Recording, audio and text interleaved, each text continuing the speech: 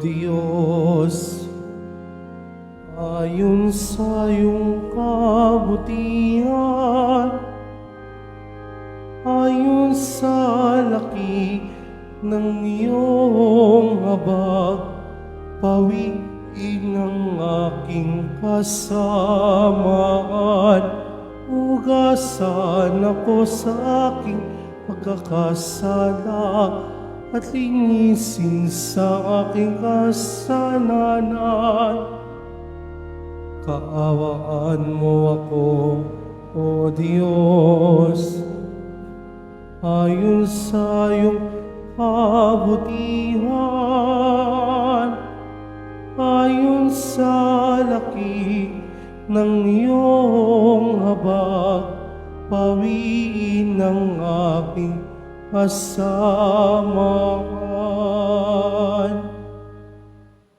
Sa ngalan ng Ama at ng Anak at ng Espiritu Santo, Amen. sumainyo ang Panginoon. At sumayo rin. Mga kapatid, aminin natin ang ating mga kasalanan upang tayo'y maging marapat gumanap sa banal na pagdiriwang. Tayo pong lahat, inaamin ko sa makapangyarihang Diyos at sa inyo mga kapatid, na lubha akong nagkasala sa isip, sa salita, sa gawa, at sa aking pagkukulang. Kaya isinasamo ko sa mahal na Birheng Maria, sa lahat ng mga anghel at mga banal, at sa inyo mga kapatid, na ako'y ipanalangin sa Panginoong ating Diyos. Kaawaan tayo ng makapangyarihang Diyos, patawarin tayo sa ating mga kasalanan at patnubayan tayo sa buhay na walang hanggan. Amen.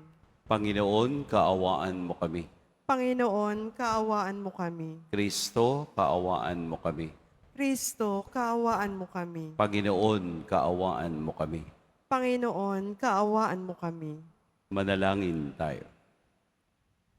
Ama naming makapangyarihan, tunghayan mo ang iyong sumasambang sambayanan upang ang pagpapakasakit na kusa naming pinagtitiisan ay magdulot ng kabutihan sa aming kalooban at gawang mapagmalasakit sa aming ugalit asal. Sa pamamagitan ni Hesukristo, kasama ng Espiritu Santo, magpa sa walang hanggan. Amen. Magsiupo muna ang lahat. Pagbasa mula sa aklat ni Propeta Jonas.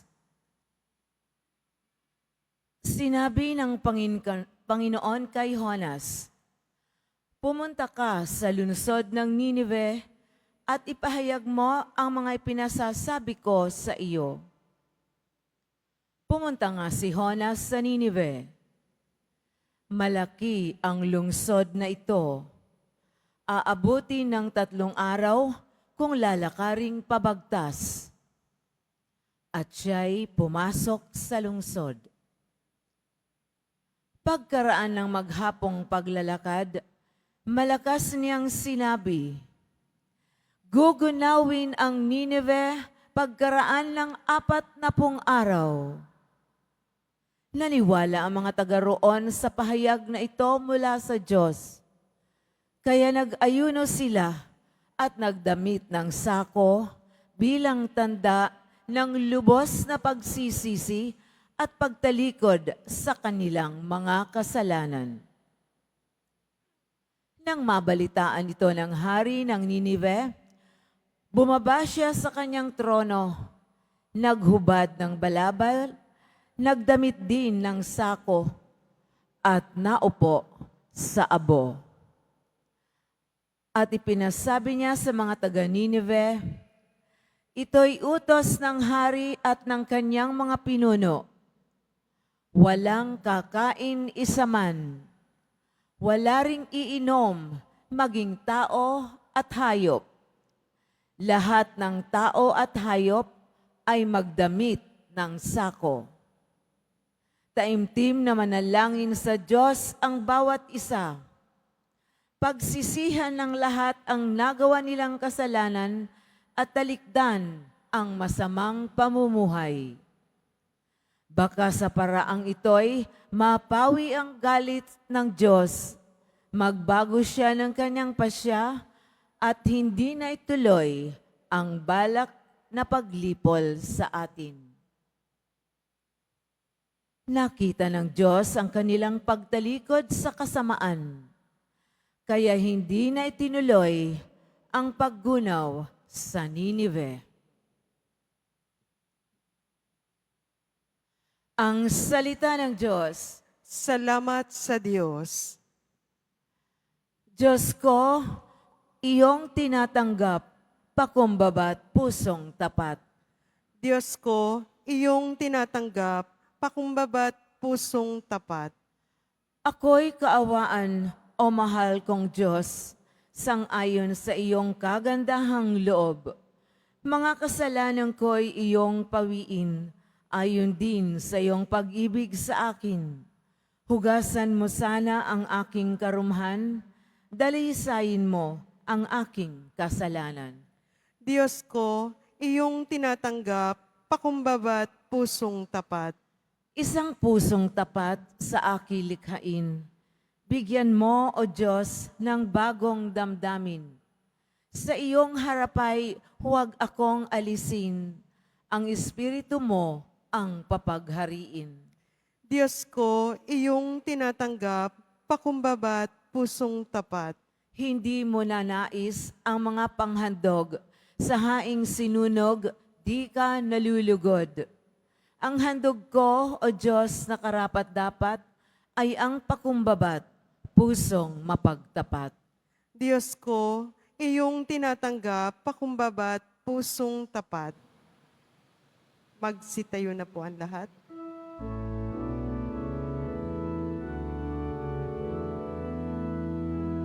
Nagpupuri kami sa'yo, Panginoong Jesucristo. Nagpupuri kami sa'yo, Panginoong Jesucristo. Magsisi tayo mataos, alinang magpaliklo sa mapagpatawad na Diyos. Sa Kanya tayo'y tumulog at manumbalik ng lubos. Nagpupuri kami sa'yo, Panginoong Jesucristo.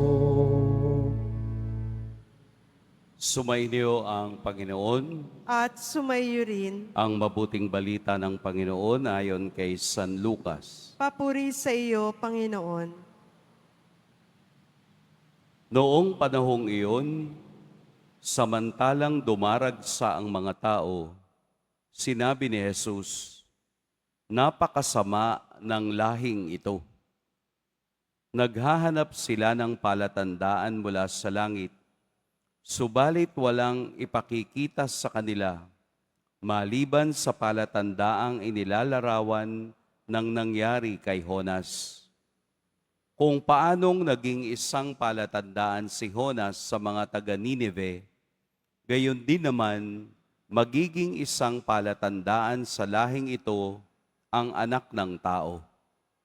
Sa araw ng paghuhukom, titindig ang reyna ng timog laban sa lahing ito at sila'y hahatulan niya ng kaparusahan. Sapagkat nanggaling siya sa dulo ng daigdig upang pakinggan ang karunungan ni Solomon. Ngunit higid na di hamak kay Solomon ang naririto. Sa araw ng paghuhukom ay titindig ang mga taga-Ninive laban sa lahing ito na hahatulan ng kaparusahan, sapagkat nagsisi sila dahil sa pangangaral ni Jonas. Ngunit higit na di hamak kay Jonas ang naririto." Mga kapatid, ang mabuting balita ng Panginoon. Pinupuri ka namin, Panginoong Heso Kristo. Magsiupo muna ang lahat. Magandang umaga po sa lahat. Pag-usapan po natin ang Ebanghelyo sa araw na ito upang makita natin at maunawaan ang mensahe ng Diyos para sa ating lahat. Unang-una, tanda. Naghahanap ang henerasyong ito ng tanda. Siyempre si Jesus ay nagsasalita doon sa panahong kaharap niya ang maraming iba't ibang klase ng tao.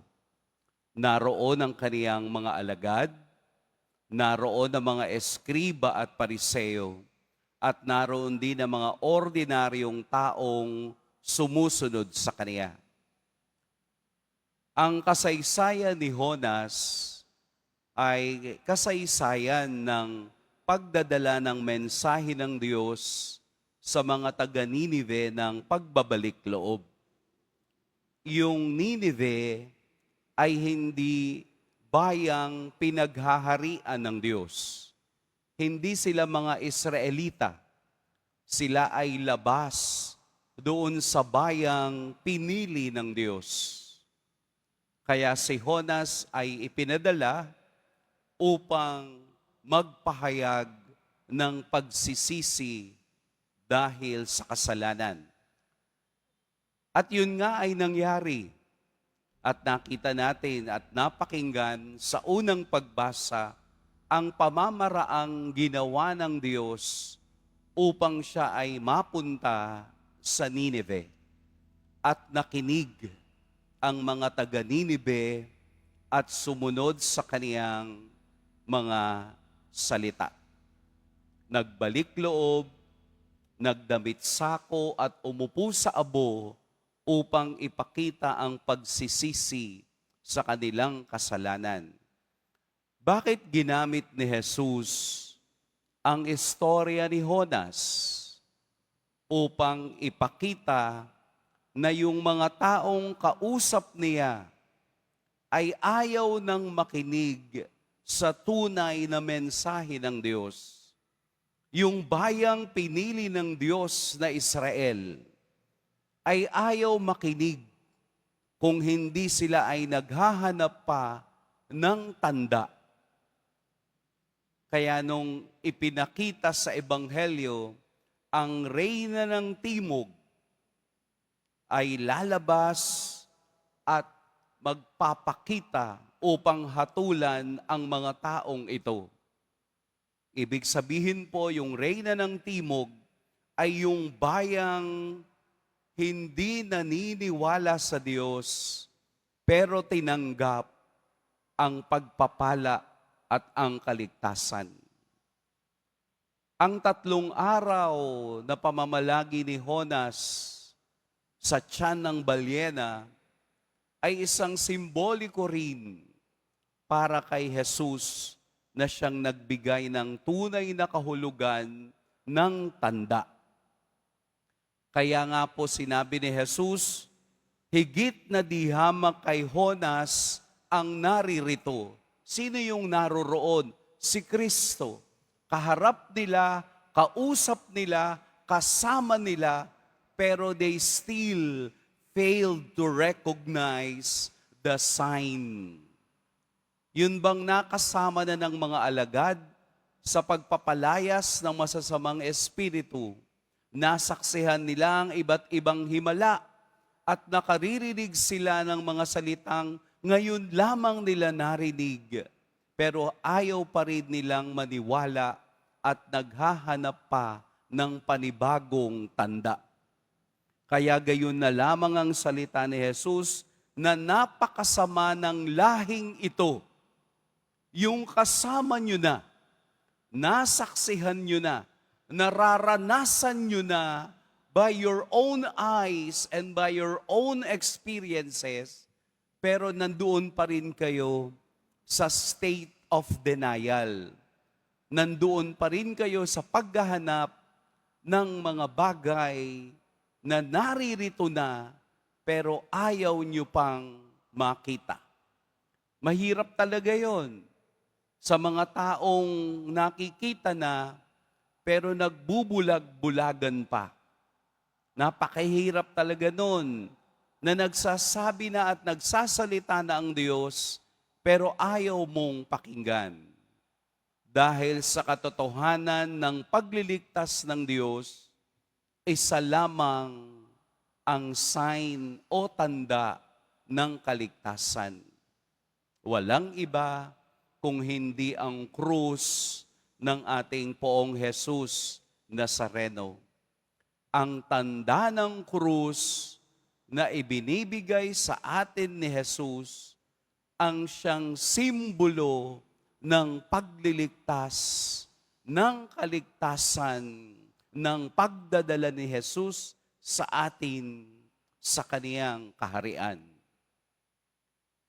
Baka minsan nakakalimutan na natin at hindi natin nakikita na ang araw-araw na buhay ay tanda ng Diyos na ibinibigay. Baka minsan nakakalimutan natin na may mga pangyayari sa buhay na ito ay tanda rin ng cross at tanda rin ni Jesus na ibinibigay. Pero we fail to recognize. We do not like to recognize. We do not like to believe. Dahil mas nag-iisip tayo at naghahanap ng iba pang tanda dahil bulag-bulagan tayo sa katotohanan ni Kristo. Huwag tayong magpasakop doon sa lahing iyon.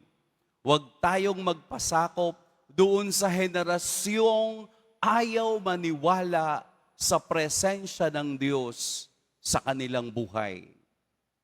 Ibahin natin ang ating henerasyon. Ibahin natin ang ating lahi. Isang lahing naniniwala at nagpapasakop sa tanda ng krus ni Kristo. Sana po sa araw na ito ay mabasa natin ang tanda ng Diyos sa ating buhay. Sana makita natin na ang Diyos ay nagsasalita sa pangyayari sa ating buhay upang magbigay ng mensahe at dalhin ka sa tamang pagdesisyon sa iyong buhay. Sana tayo ang bagong henerasyong nagtitiwala at nagmamahal at sumasampalataya sa walang hanggang awa na dala ng tanda ng banal na krus ni Kristo. Mag-iingat po kayo ngayong araw. Pagpalain tayo ng Poong May Kapal.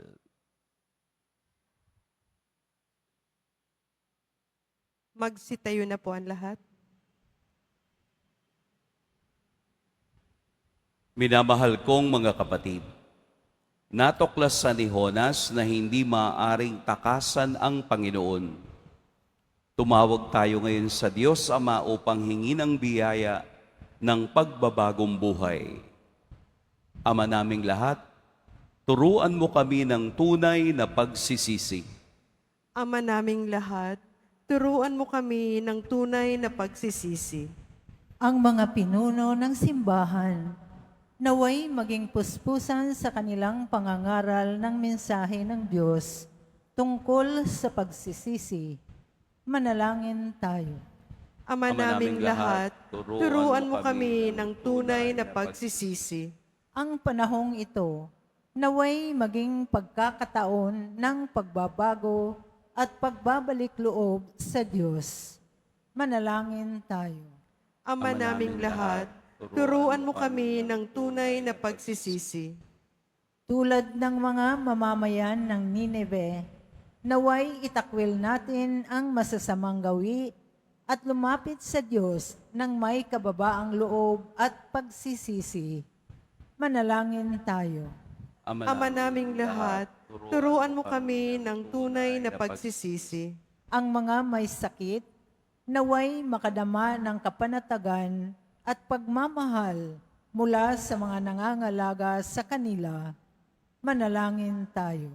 Ama naming lahat, turuan mo kami ng tunay na pagsisisi. Ama namin, ibinigay mo ang simbolo ni Jonas bilang pahiwatig sa pagdating ng iyong anak. Kung paanong simula sa kawalang hanggan ay niloob mo ang kaniyang muling pagkabuhay. Hinihiling namin ito sa pamamagitan ni Kristong aming Panginoon. Amen. Magsiupo muna ang lahat.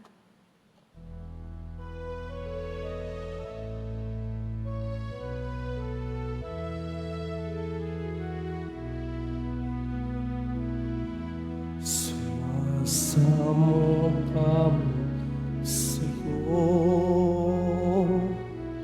marapating yaring alay. Panginoon, tanggapin mo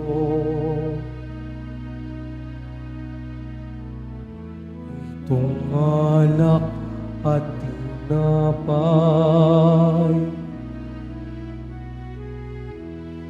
Sa'yo ko namin handog, buong puso't pag-iisip. Inayo mo sa panganib at kukupi sa pag-ibig. Magsitayo na po ang lahat. Madalangin kay mga kapatid upang ang paghahain natin ay kalugdan ng Diyos amang makapangyarihan. Tanggapin nawa ng Panginoon itong paghahain sa iyong mga kamay, sa kapurihan niya at karangalan, sa ating kapakinabangan at sa buong sambayanan niyang banal.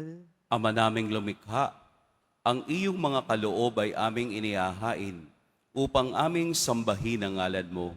Mapagsaluhan nawa namin ito sa pakikinabang bilang tagapagdulot ng iyong walang maliw na kagalingan sa pamamagitan ni Hesukristo, kasama ng Espiritu Santo, magpa sa walang hanggan. Amen. Sumainyo ang Panginoon.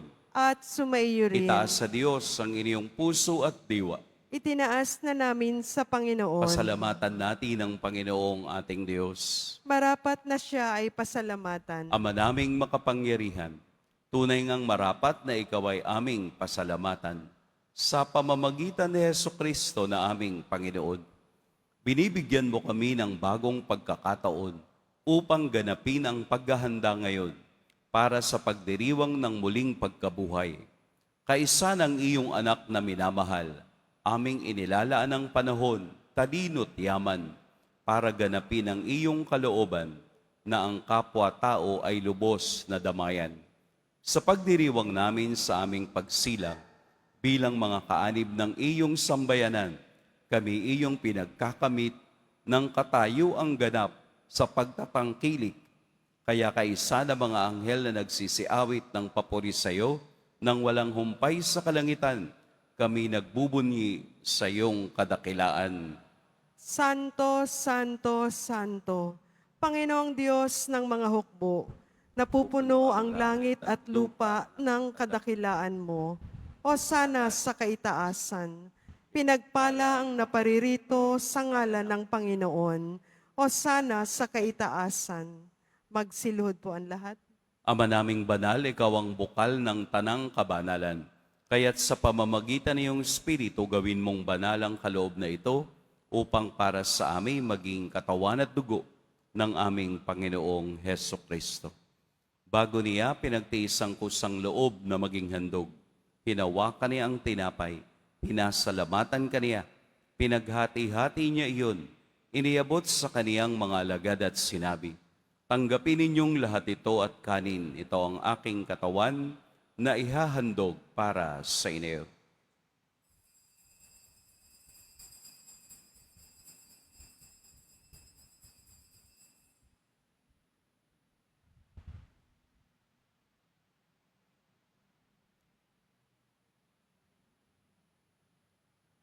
Gayun din naman noong matapos ang hapunan, hinawakan niya ang kalis, muli kaniyang pinasalamatan, inabot niya ang kalis sa kaniyang mga alagad at sinabi, "Tanggapin ninyong lahat ito at inumin, ito ang kalis ng aking dugo, ng bago at walang hanggang tipan, ang aking dugo na ibubuhos para sa inyo at para sa lahat, sa ikapagpapatawad ng mga kasalanan.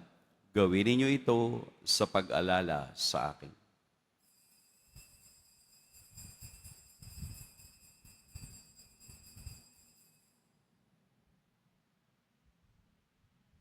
Magsitayo na po ang lahat. Ipagbunyi natin ang misteryo ng pananampalataya. Si Kristo'y namatay, si Kristo'y nabuhay, si Kristo'y babalik sa wakas ng panahon. Ama, ginagawa namin ngayon ang pag-alala sa pagkamatay at muling pagkabuhay ng iyong anak. Kaya't iniaalay namin sa iyo ang tinapay na nagbibigay buhay at ang kalis na nagkakaloob ng kaligtasan. Kami nagpapasalamat dahil kami iyong minarapat na tumayo sa harap mo para maglingkod sa iyo. Isinasamo namin kaming magsasalo-salo sa katawan at dugo ni Kristo ay mabuklod sa pagkakaisa sa pamamagitan ng Espiritu Santo. Ama, lingapin mo ang iyong simbahang laganap sa buong daigdig. Puspusin mo kami sa pag-ibig kay San Francisco na aming Papa at ni Jose na aming Obispo at ng Tanang Kaparian. Alalahanin mo rin ang mga kapatid naming nahimlay nang may pag-asang sila'y muling mabubuhay, gayon din ang lahat ng mga pumanaw. Kaawaan mo sila at patuloyin sa iyong kaliwanagan.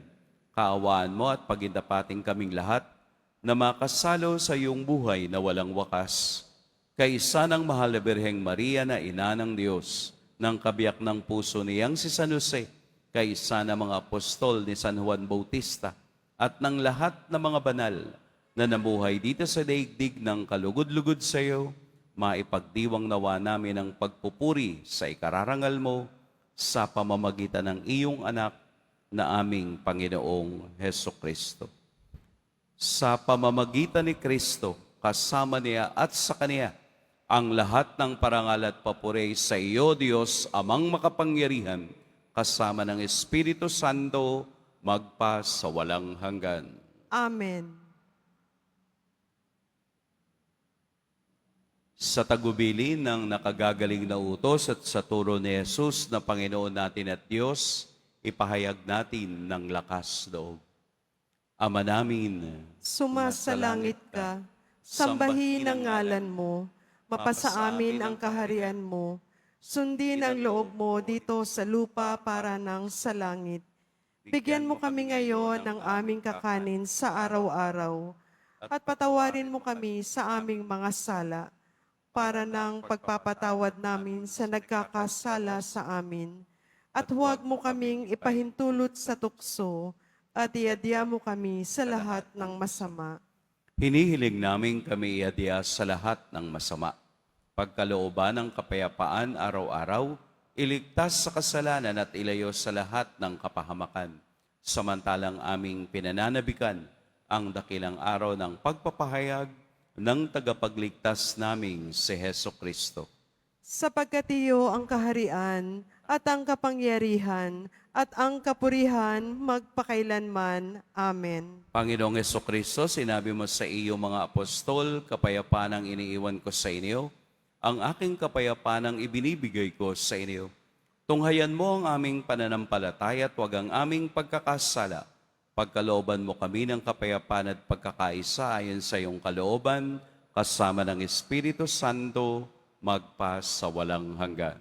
Amen. Ang kapayapaan ng Panginoon naway laging sumainiyong lahat. At sumaiyo rin. Magbigayan kayo ng kapayapaan sa isa't isa. Kordero ng Diyos na nag-aalis ng mga kasalanan ng sanlibutan, maawa ka sa amin. Kordero ng Diyos na nag-aalis ng mga kasalanan ng sanlibutan, maawa ka sa amin.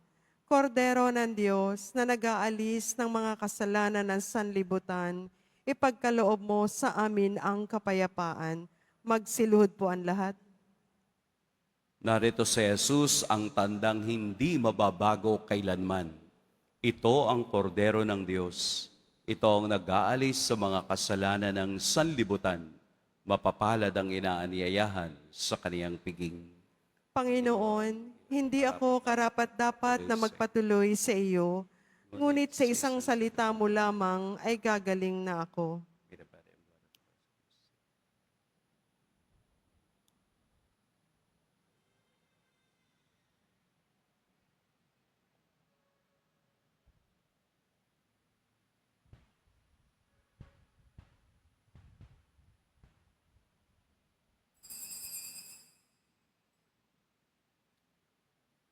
Para sa lahat ng tatanggap ng banal na komunyon, sasagot po tayo ng amen pagkasabi ng pari o ng lay minister ng katawan ni Kristo at isubo agad sa bibig bago umalis sa harapan ng pari o lay minister.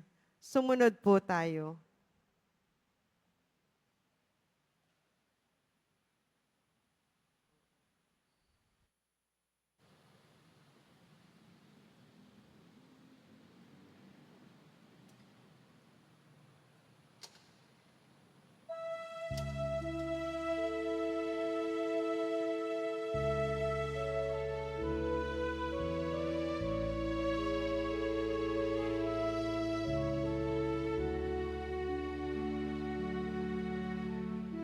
The Lord is my light and my help. Whom shall I fear? The Lord is the stronghold of my life. Before whom shall I shrink? There is one thing I ask Lord, for this I long to dwell in the house of the Lord all the days of my life, to savor the sweetness of my Lord, to behold His temple. O Lord, hear my voice when I call. Have mercy and answer me. It is your face, O Lord, that I see. Hide not your face. Hide not your face. Hide not your face from me.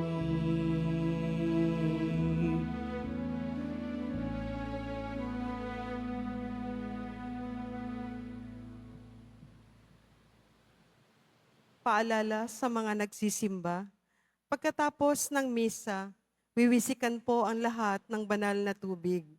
Pinakikiusapan ng lahat na manatili lamang muna sa inyong mga lugar. Tanging sa Quezon Boulevard o sa Plaza San Juan lamang ang labasan ng lahat. Sumunod po tayo. Maraming salamat po sa inyong pagdalaw at pagsisimba sa Basilica Menor at Pambansang Dambana ni Jesus Nazareno. Magsitayo po ang lahat. Manalangin tayo.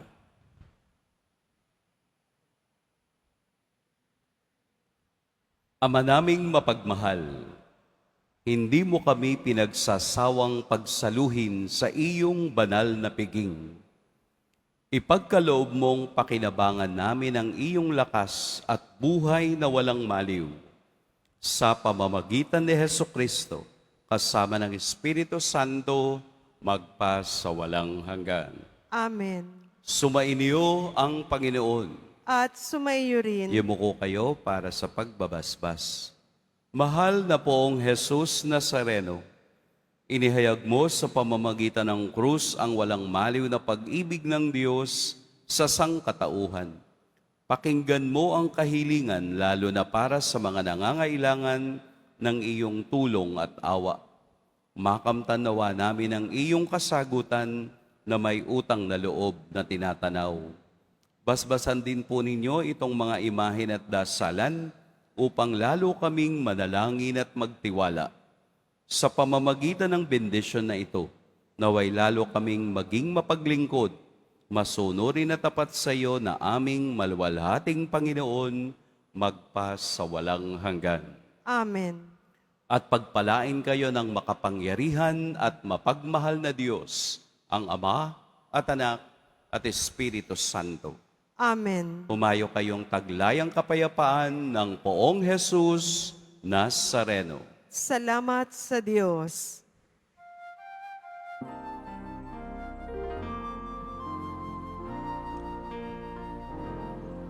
Cristo Padre Jesus Nazareno, sinasamba ka namin.